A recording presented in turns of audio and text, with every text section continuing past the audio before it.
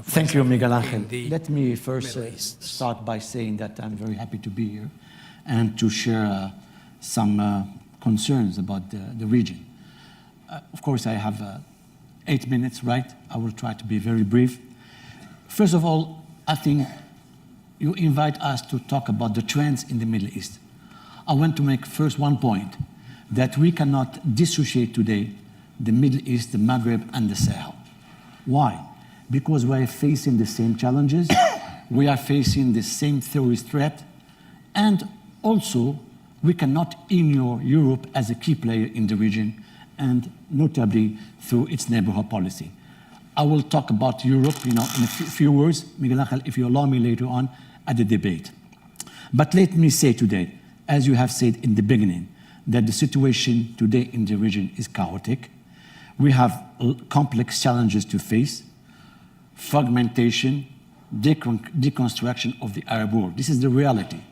And more than that, is that we don't have today the necessary tools to manage these conflicts, whether at the level of the Maghreb and at the level of the Middle East. So we need some tools to be able to face these challenges. If we add to that the division within the Security Council, which was in the impossibility to manage this kind of conflicts, we're not moving nowhere. So I will just limit myself to three trends. The first one, very briefly, is the ongoing conflicts. Unfortunately today, Syria, Iraq, Libya, and Yemen are sinking definitely towards the failed states. There is no longer any effective central state that can impose solutions, that can promote development, that can promote democracy, or propose solutions for the problem of identities. Because at the end of the day, the big problem today we're facing in our region is the problem of identity, the Sunni, Shia dimensions, and other. So today, the Middle East is one of the few regions without, this is my second point, without any semblance of regional security, architecture, economic or political order. We have failed at the level of the Arab League to promote something consistent to manage conflict. Even the regional integration schemes like the GCC or the Maghreb Arab Union were in the impossibility to move forward in resolution conflicts. We saw that in the case of Libya. Despite the Skhirat agreement, we were not able to promote any solution for this conflict. Then, of course, my other colleague will talk about the key Palestinian issue, which today remains unresolved, but today has been relegated in the hierarchy of emergencies. Of course, despite this rapprochement between Hamas and Fatah, are we moving forward? I think what in the Middle East, maybe later on my colleagues will talk about it, but in fact we are lacking leadership, we are lacking vision, and we are lacking commitment, not only from the players, but also the international players. So we cannot today move forward in the resolution of the Israeli-Palestinian question if we don't have these three prerequisites: vision, commitment, and leadership. And is today the two-state strategy still valid or not? Or are the parties still committed with this? So I think, and this leads me to a question at hand. Why does the international community fail to achieve this? Why do we remain so deeply divided on the approach, methods, and means that can help us to solve these ongoing conflicts? Because Miguel Angel, 20 years ago, we had one conflict in the Middle East, which was Israeli. Today we have a bunch of conflicts, and they are driving and more than that, we have new actors in our region, which are the terrorist movement and so on.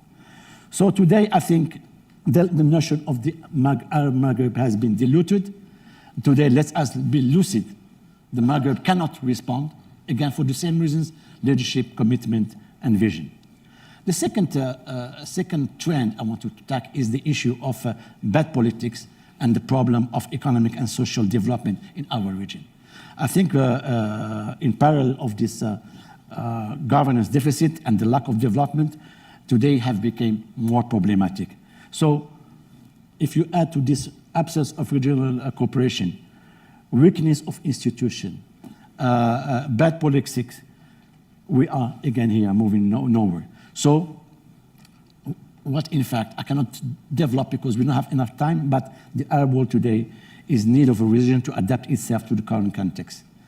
This order cannot be anymore based on shared values, common language, but it should be rather based on how to promote economic development, how to create jobs, because at the end of the day, what is important is how much jobs do we create and how much growth do we add. And this is today, unfortunately, at the level of, according to the international figures, the level of growth in the Arab world remains very low, 2% average for the last year.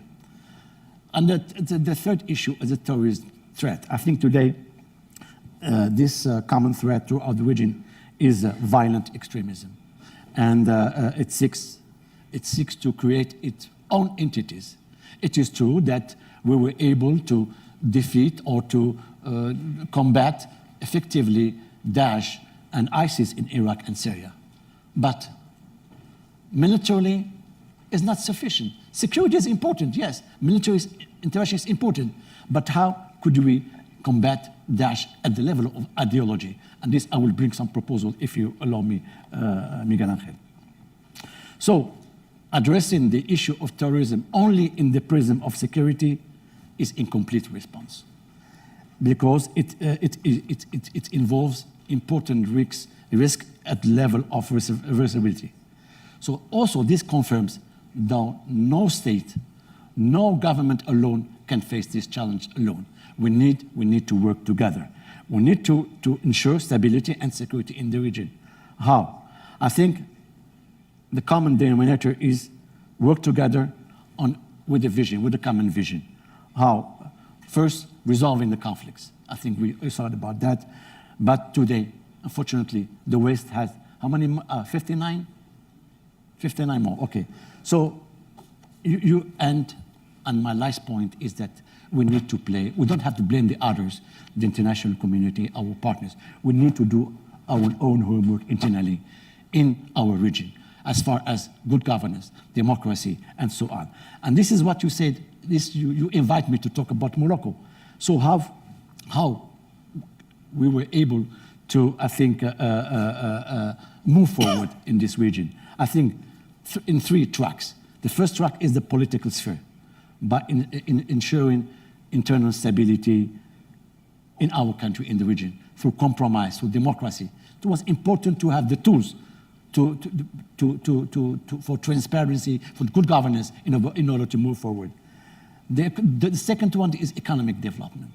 Economic developments today, the Arab countries, most of the Arab countries have difficulties in integrating their youth and in the security matters, of course. So to conclude, I will say that today we need collective answers. We need a vision based on these 3 tracks. The security, of course, is important, but also the political track with democracy, good governance. We know all the tools, and lately, to fight terrorism. How to fight terrorism? I say that militarily, security, yes, it's important, but it's not enough. Today, the major challenge in our region, in all the Arab world, is to deconstruct the jihadi narrative. Not only to deconstruct the jihadi narrative, but also to propose an alternative narrative.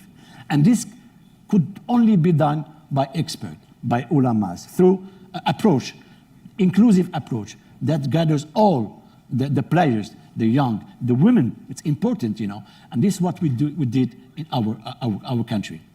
I will finish by quoting His Majesty in the last speech, when he said, today, we need a new model of governance in our country.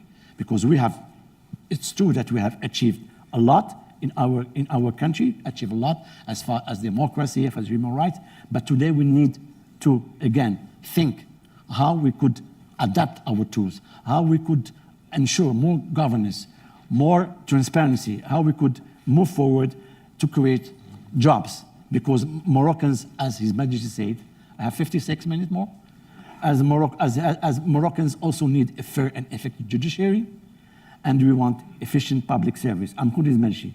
So, although we have made tangible progress, we have to admit that our national development model needs to be upgraded, taking into consideration the context in the region and the new expectations of our young generation.